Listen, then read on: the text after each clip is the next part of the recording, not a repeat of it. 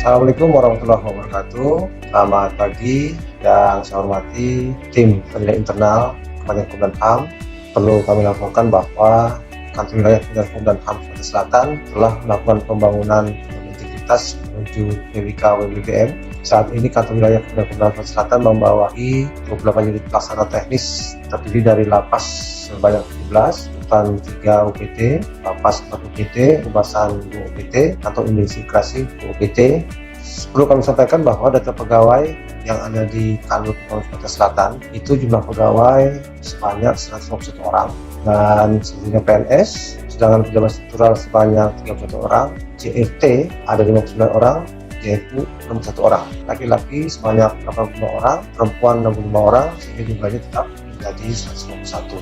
Dan terkait dengan pembangunan integritas menuju WBBM, kami telah membuat satu panduan untuk disampaikan seluruh jajaran di Sumatera Selatan ini terkait dengan peraturan Menteri Pemberdayaan Perdagangan Aparatur Negara dan Reformasi Birokrasi nomor 2 tahun 2014 tentang pedoman pembangunan zona integritas menuju BPK dan WBBM di lingkungan instansi pemerintah yang meliputi ada 6 area perubahan. Pertama adalah manajemen perubahan. Yang kedua, penataan tata laksana. Ketiga, penataan sistem manajemen SDM. Keempat, penguatan akuntabilitas kinerja. Kelima, penguatan pengawasan. Dan keenam, penguatan kualitas pelayanan publik. Terkait dengan poin pertama, manajemen perubahan, itu ada sub dari manajemen perubahan. Pertama, Kantor Wilayah telah juga yang kedua membuat dokumen rencana pembangunan zona integritas, kemudian yang ketiga pemantauan dan evaluasi pembangunan BBK dan WBBM, dan yang keempat perubahan pola pikir dan budaya kerja. Terkait dengan tim kerja,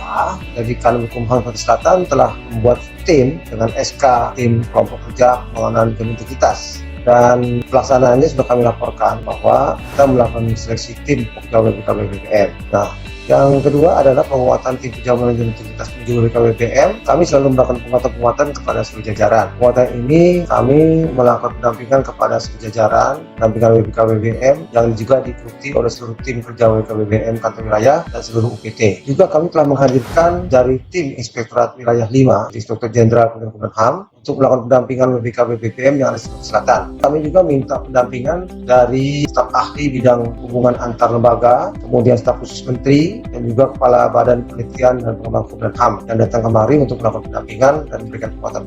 Kemudian yang B adalah rencana kerja pembangunan zona integritas menuju WBK WBBM. Tentu kita melaksanakan rapat-rapat penyusunan untuk menetapkan dokumen kerja. Kemudian juga sosialisasi pembangunan zona integritas menuju WBK WBBM. Kita melakukan sosialisasi kepada seluruh pegawai, baik pada saat apel atau upacara.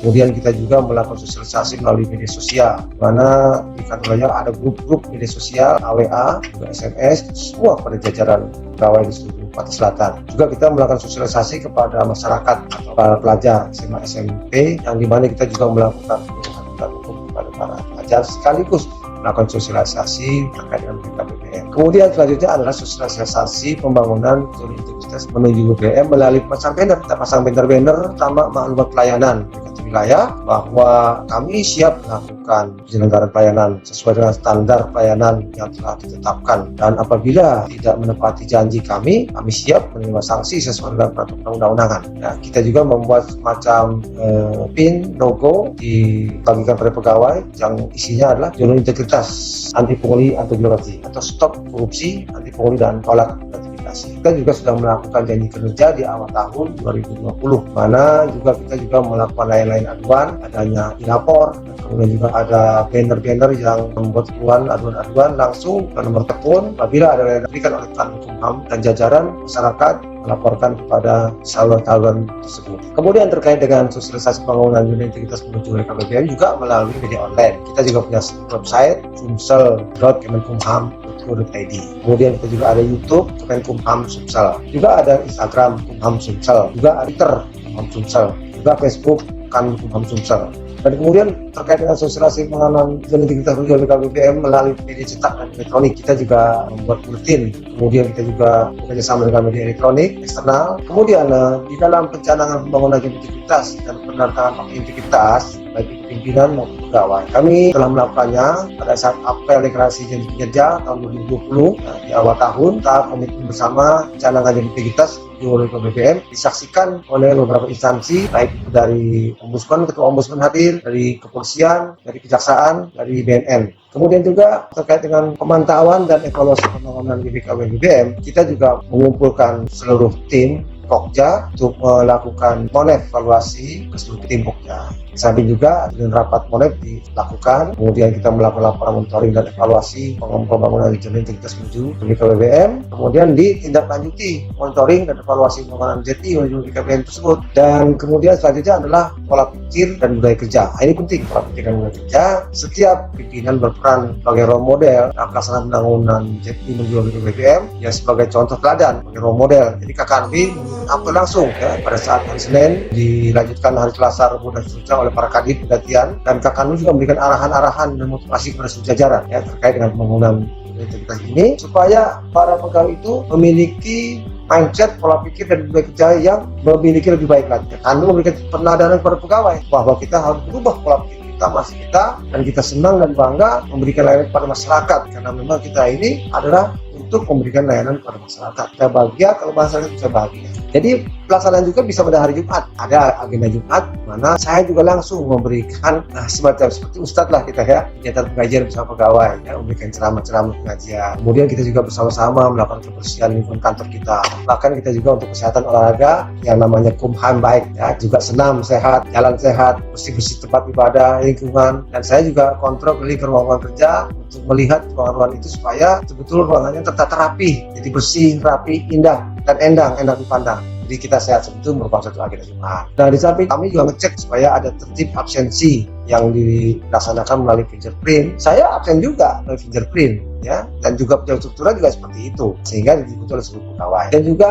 seluruh pimpinan termasuk saya akan juga membuat jurnal harian. Di seluruh pejabat harus membuat jurnal harian, dan itu saya evaluasi. Nah, kemudian untuk selanjutnya adalah terkait dengan penetapan agen perubahan. Kita membuat suatu undangan rapat kepada seluruh stakeholder terkait untuk membicarakan agen perubahan. Dan juga di situ ada notula rapat agen perubahan, dan bisa kita lihat bersama itu ada SK agen perubahan, dan itu didokumentasikan ya, supaya kita ini betul-betul melaksanakan penetapan agen perubahan.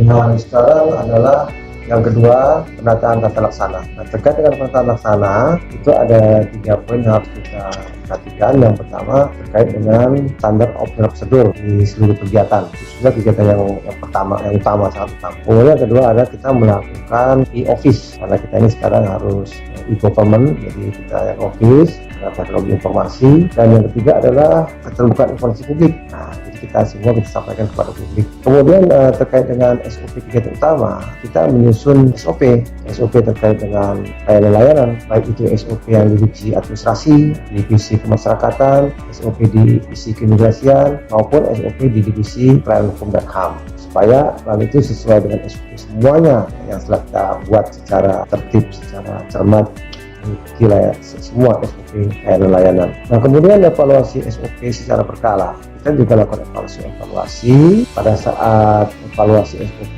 kita mana evaluasi yang kira-kira SOP-nya itu tidak efektif dan tidak efisien. Karena di dalam penerapan SOP ini kita lakukan evaluasi layanan itu apakah sesuai dengan SOP berdasarkan maklumat layanan yang kita buat. Kemudian lagi yang kedua e-office. Nah, e-office ini juga termasuk e-performance ya, baik itu layanan website, layanan informasi secara digital, kemudian aplikasi Simpak, survei kepuasan pelanggan, monitoring, evaluasi, kita lakukan ini semua. Nah, ini hubungannya dengan sistem pengukuran kinerja berbasis teknologi informasi, operasionalisasi kait dengan teknologi informasi, ya, kemudian pelayanan publik berbasis teknologi informasi juga. Jadi monetnya pemanfaatan teknologi informasi semua. Yang ketiga adalah keterbukaan informasi publik. Nah, ini merupakan satu penerapan kebijakan keterbukaan informasi publik sesuai dengan Undang-Undang Keterbukaan Informasi Publik. Nah, juga monitoring dan evaluasi kebijakan keterbukaan publik, kita juga lakukan evaluasi.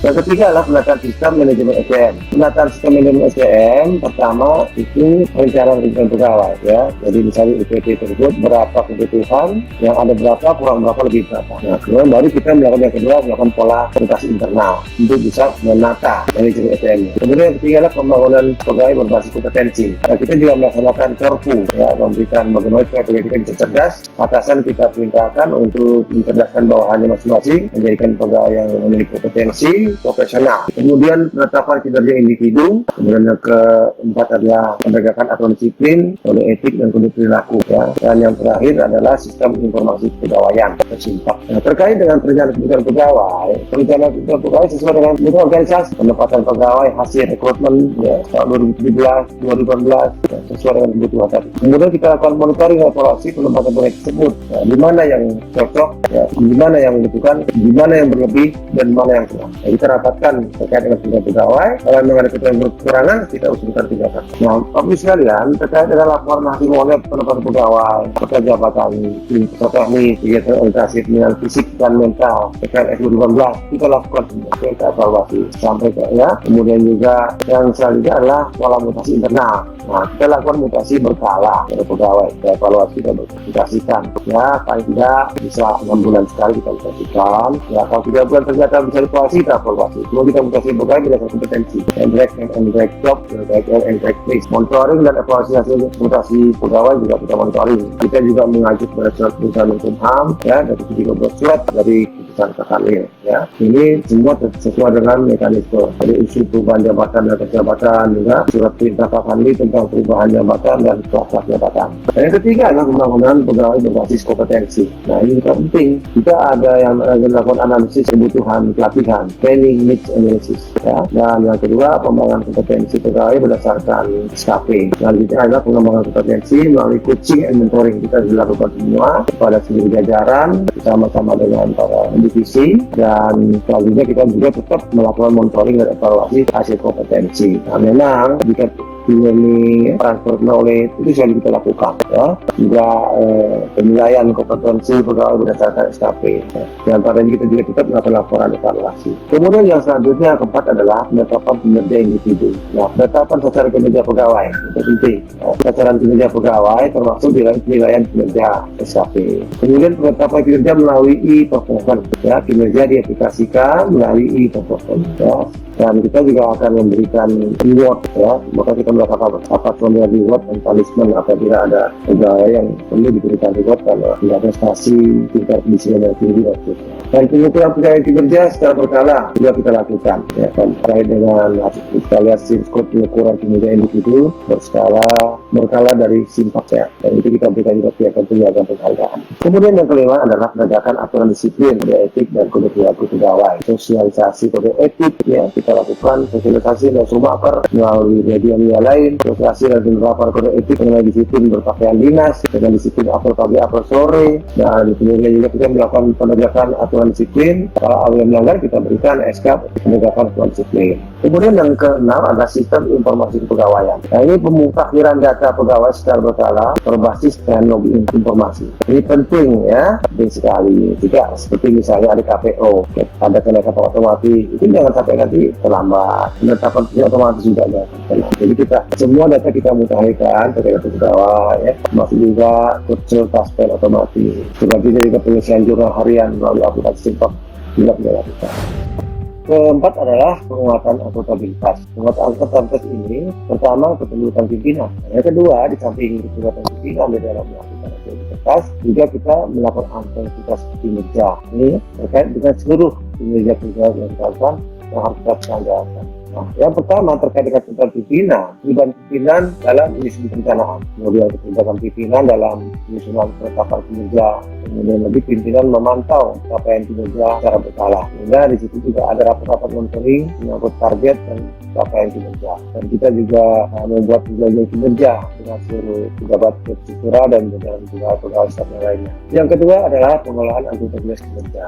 Kita melakukan capaian kinerja dan rencana kerja. Ada indikator kinerja kinerja utama. Kinerja utama juga kita melakukan green tag terhadap laporan akuntabilitas kinerja instansi pemerintah atau LAKIP, juga kita melakukan indikator kinerja setelah smart, spesifik, measurable, achievable, reality, timely. Ya, ini sebagai indikator pelaksanaan anggaran juga IPA, ya, indikator anggaran.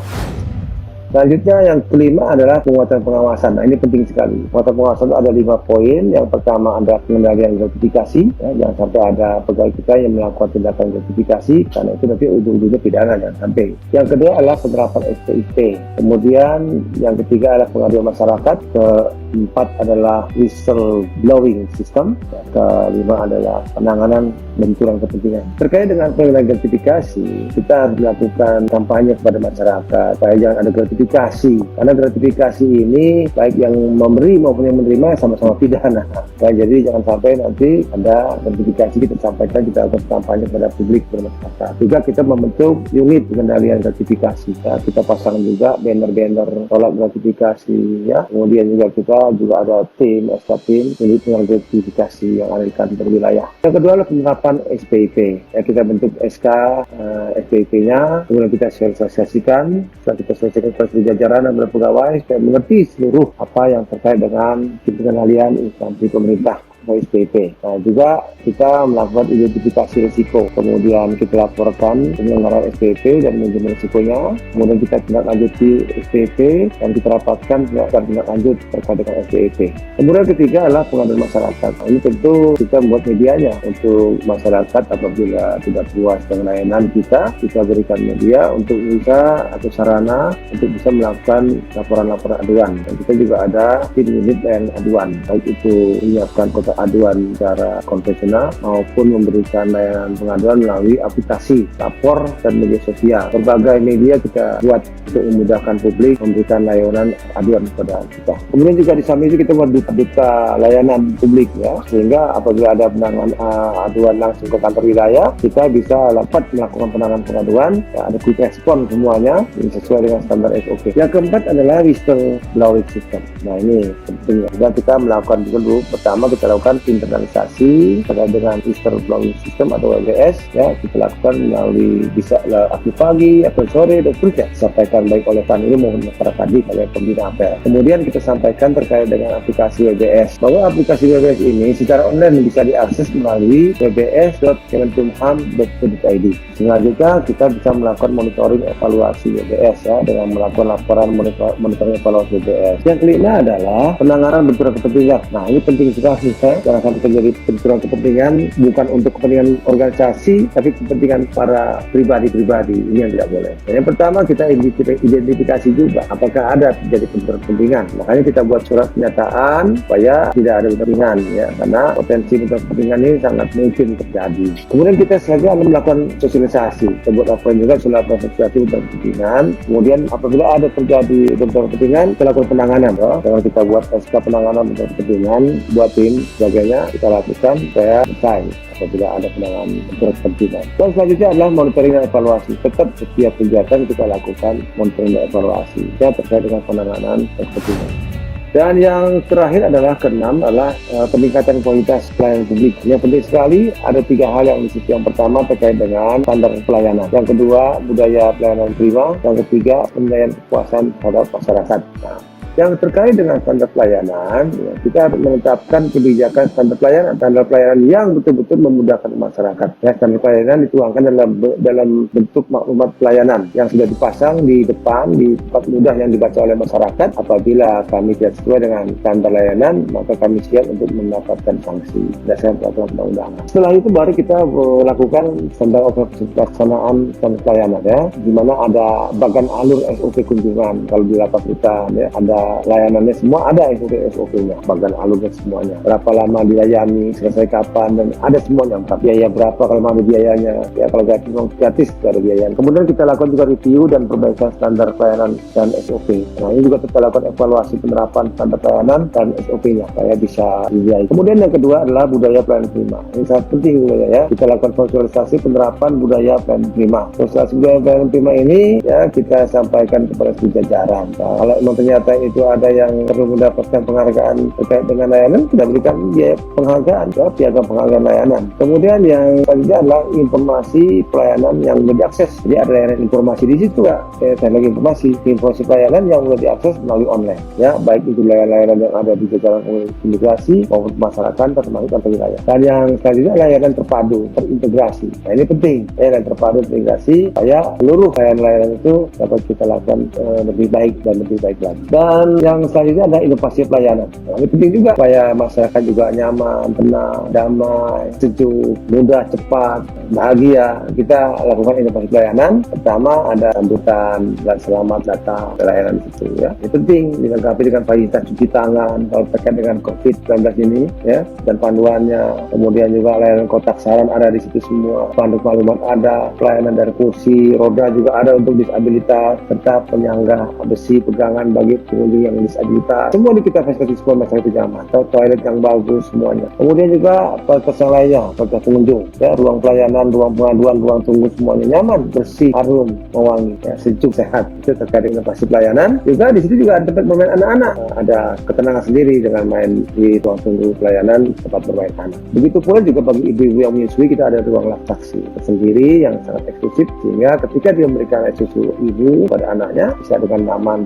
Dan juga dengan adanya ruang parkir bagi disabilitas kita siapkan tersendiri. Kalau yang umum sudah ada, tapi yang disabilitas juga kita siapkan sendiri dengan tanda. Di situ ada tanda parkir untuk khusus untuk disabilitas. Selanjutnya adalah ruang foto booth untuk berfoto anak-anak. Jadi anak-anak kita kasih kesempatan juga apabila ingin berfoto-foto ya, sebagai kenang-kenangan datang ke kantor wilayah. Juga ada ruang press conference, atau juga di situ juga tempat bagi para awak media untuk diskusi. Dan juga di situ juga ada hiasan-hiasan motivasi di dinding, hiasan-hiasan di situ untuk memberikan motivasi bahwa hidup kita ini harus lebih baik. Nah, terkait dengan inovasi pelayanan bidang teknologi informasi, juga kita membuat inovasi baru, yaitu layanan pengajuan pelantikan PPNS dan notaris secara online, dan layanan konsultasi hukum secara online melalui website juga ada di situ. Jadi semua layanan lainnya yang bisa diakses secara online melalui website Kanwil Sumsel, yaitu sumsel.kemenkumham.go.id.